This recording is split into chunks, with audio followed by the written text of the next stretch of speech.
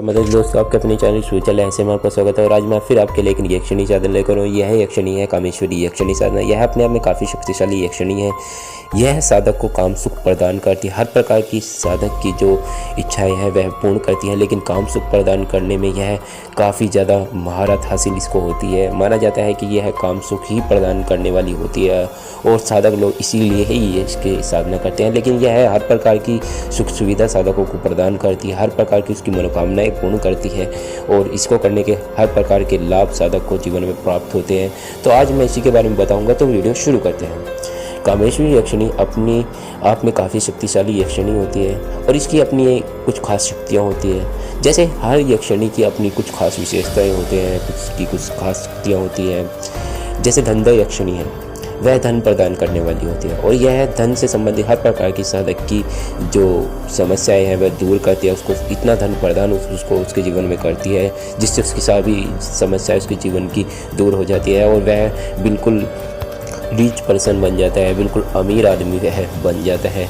उसको किसी कभी भी धन की कमी नहीं आती। जैसे एक अमीर व्यक्ति होता है उसको धन की कमी नहीं होती है, वह हर प्रकार से अपना धन जहाँ चाहे वहाँ खर्च कर सकता है। लेकिन कुछ देखिए, शक्तियों द्वारा जब धन मिलता है तो उनकी कुछ बाउंडेशन होती है। आपको धन जो मिलता है उसका कुछ % आपको धन के कार्यों में भी खर्च करना चाहिए। बहुत से व्यक्ति क्या होते हैं, उनको जीवन में कष्ट भी इसलिए ही प्रदान होते हैं। उनको एक समय बहुत से व्यक्ति, ये क्वेश्चन होता है कि हमने इस शक्ति की साधना की और हमको धन प्राप्त होने लगा, हमको बहुत ज़्यादा लाभ हुआ, लेकिन एक समय बाद हमको धन प्राप्त होना ही बंद हो गया, हमारे सभी कार्य रुकने लग गए और फिर वो साधना भी काम नहीं कर रही।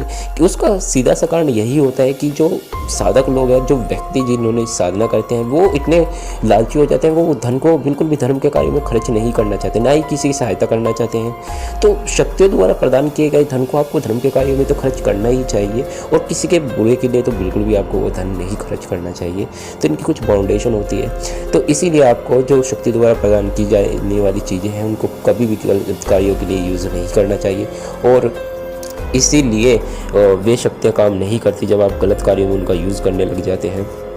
लेकिन हमारा टॉपिक कामेश्वरी यक्षिणी के ऊपर है, हम उससे अलग नहीं होंगे। तो इसी प्रकार से जो कामेश्वरी यक्षिणी के बारे में कहा जाता है कि यह देखने में अति सुंदर होती है, काम सुख प्रदान करने में तो इसको महारत हासिल होती है, बिल्कुल काम सुख यह प्रदान करती है। देखने में इतनी सुंदर यह होती है, चंद्रमा के समान इसका रंग होता है और बिल्कुल नव युवती के समान दिखाई पड़ती है। इसकी उम्र भी ज़्यादा उम्र नहीं होता, 16-17 साल की युवती के समान यह दिखाई देती है। लेकिन इतनी सुंदर कहा जाता है इसको यह होती है कि हर प्रकार का कोई भी व्यक्ति, चाहे अपने आप में कितना भी अपने आप को बड़ा से बड़ा साधक मानता हो, वह भी इसके रूप के जाल में फंस जाता है और गलतियां कर बैठता है। तो यह गुलाबी वस्त्र धारण करती है। यह साधना जो आपको मैं बता रहा हूँ, इसको शुक्रवार से शुरू करना चाहिए। देखिए, मैं केवल साधना जो आपको बताता हूँ वह केवल ज्ञान के पर्पज़ से बताता हूँ। कुछ साधनाएं मैं बताता हूँ वो आपको कर लेनी चाहिए, लेकिन इस साधना के लिए आपको अलग से एक अपना गुरु बना लेना चाहिए। यह है साधना केवल ज्ञान के पर्पज़ के लिए मैं आपको बता रहा हूँ। तो इस साधना को केवल आपको ज्ञान के पर्पज़ से जानना चाहिए। साधना को मैं इसलिए डालता हूँ, बहुत सी साधनाएँ जैसे यक्षिणी की साधना होगी, योगिनी की साधना और भी बहुत सी साधनाएँ होगी आगे मैं जो डालूँगा। तो मैं इसलिए डालता हूँ कि लोगों को ज्ञान प्राप्त हो उसके बारे में, इसलिए नहीं डालता हूँ कि आप सीधे उनको करने लग जाए। बहुत सी साधना के लिए मैं कह देता हूँ कि आप इस साधना को कर सकते हैं तो आप कर सकते हैं उस साधना को। इस साधना के लिए मैं कह रहा हूँ आपको गुरु करना चाहिए तो आपको गुरु करना चाहिए इस साधना के लिए, जिसने पहले इसको प्रत्यक्ष किया हो, जिसको यह सिद्ध हो। ठीक है ना, आप समझ गए होंगे। तो इस साधना को आपको शुक्रवार से शुरू करना है। साधना स्थल बिल्कुल एकांत होना चाहिए, ऐसी तपोस्थली होनी चाहिए जहाँ आराम से आप साधना कर सकें। इस साधना को चाहे तो आप वट वृक्ष के नीचे भी कर सकते हैं। घी का दीपक जलाना है। यक्षिणी यंत्र वहाँ पर होना चाहिए। इस यक्षिणी का यंत्र उत्तर दिशा की ओर मुख कर कर आपको बैठना है। आपको इसका 21 दिन के अंदर 3.25 लाख जप पूरा कर लेना है।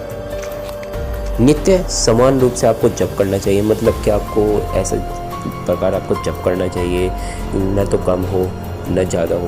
मतलब कि आपको ऐसा तो हो सकता है कि किसी ने आपने कम किया तो उस दिन आपने ज़्यादा किया, उससे अगले दिन आपने ज़्यादा किया, या फिर आप समान रूप से करते जा रहे हैं। इस प्रकार से आपको जप करना है। ऐसा नहीं है कि आपने एक दिन ज़्यादा कर दिया एक दिन कम कर दिया, उससे बैलेंस ख़राब हो जाता है। तो आपको केवल मैंने आपको बता दिया, बिल्कुल इक्वली आपको जॉब करते रहना है डेली आपको, और फिर आपको जॉब आखिरी दिनों में आपको थोड़ा ज़्यादा भी कर आप इसको समाप्त कर सकते हैं 21 दिनों के अंदर। तो आपको इस प्रकार इस कामेश्वरी यक्षिणी के मंत्र का जाप करना है। सिद्ध रुद्राक्ष माला होनी चाहिए। मंत्र मैं आपको बता देता हूँ, ओम कामेश्वरी काम सिद्धेश्वरी स्वाहा, यह इसका मंत्र है। साधना के दिनों में आपको पूरी तरीके से नियमों का पालन करने चाहिए, भूमि शयन करना चाहिए। अगर शादीशुदा है तो पत्नी से संबंध नहीं बनाने हैं। वैसे तो मैं आपको कहूँगा अगर आप शादीशुदा है तो इसी यक्षिणी की साधना बिल्कुल भी ना करें, ठीक है ना। अगर आप करें तो फिर अपने किसी गुरु से पहले सलाह मशवरा कर लें, फिर इसी यक्षिणी की साधना करें। सात्विक भोजन लें, और हो सके तो गुरु के परामर्श के अनुसार ही आपको भोजन करना चाहिए अपना, और इस प्रकार आपको अपना दिनचर्या का पूरी तरीके से नियमों का पालन करना चाहिए दिनों में, साधना के समय में। आपको इस यक्षिणी के बारे में कहा जाता है कि यदि आपको यह एक बात सिद्ध हो जाती है तो यह आपको प्रत्यक्ष भी हो जाती है, यह आपके साथ वार्तालाप करती है, यह हर प्रकार की आपको बातें बताती है, बहुत सी बातें जो आप नहीं जानते हैं, आपको ऐसा ऐसा ज्ञान, आपको सूक्ष्म से सूक्ष्मतम ज्ञान आपको देती है। और ऐसा इसका साधक हमेशा युवा बना रहता है, ऐसा भी माना जाता है।